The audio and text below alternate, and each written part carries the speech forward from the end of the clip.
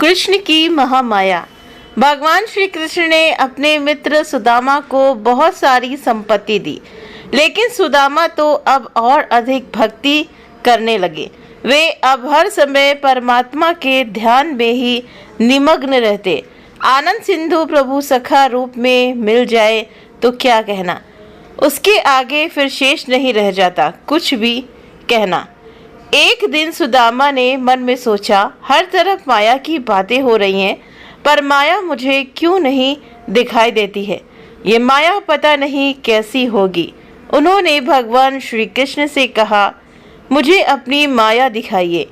भगवान श्री कृष्ण ने कहा, तुम मुझे भूल जाओ तो तुम्हें माया दिखाई देगी। ईश्वर ज्ञान और माया अज्ञान का प्रतीक है। जो परमात्मा के ध्यान में तल्लीन रहता है उसे माया कैसे दिखाई देगी। माया महाठगनी हम जानी। भगवान श्री कृष्ण ने सुदामा को अपने माया जाल में मोहित करने की ठानी।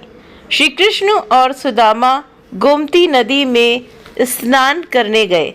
संध्योपासना का समय हो रहा था, इसीलिए जल्दी जल्दी स्नान करने में सुदामा श्री कृष्ण को भूल गए।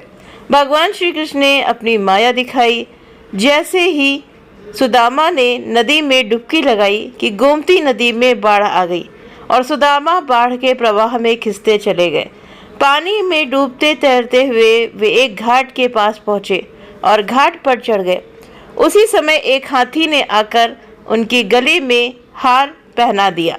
उस गांव के राजा की मृत्यु हो गई थी और वहाँ ऐसा रिवाज था कि हाथी जिसके गले में हार पहना देता उसे राजा बना दिया जाता था।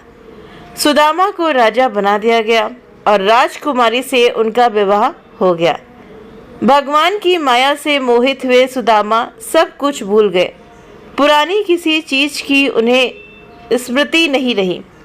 उनकी कई संतानें, एक बार उनकी पत्नी रानी की मृत्यु हो गई। इससे दुखी होकर सुदामा रोने लगे।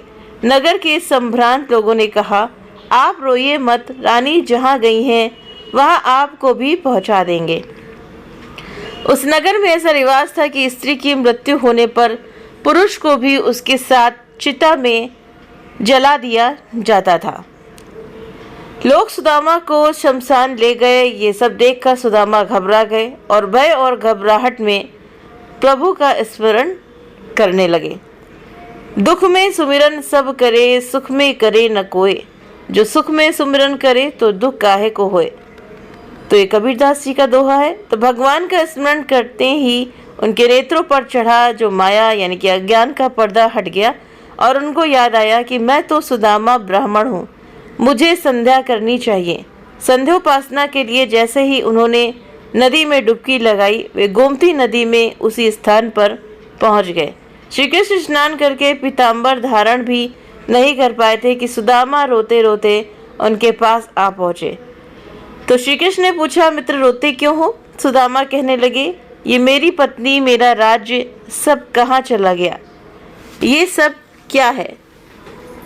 तो भगवान श्री कृष्ण ने सुदामा को समझाते हुए कहा, मित्र ये सब मेरी माया है। मेरे बिना जो कुछ भी दिखाई देता है वो मेरी माया है। माया का आवरण चारों ओर फैला हुआ है। माया स्वयं नाचती है और मनुष्य को अपने वश में करके नचाती है। इसीलिए संतों ने माया को नर्तकी कहा है, माया को ठगनी भी कहा है। इस नर्तकी माया के जाल से बचना है तो नर्तकी का उल्टा कर दो। जो शब्द बनेगा वो है कीर्तन, अर्थात जो भगवान का कीर्तन व नाम स्मरण करता है उसे माया रुलाती नहीं है।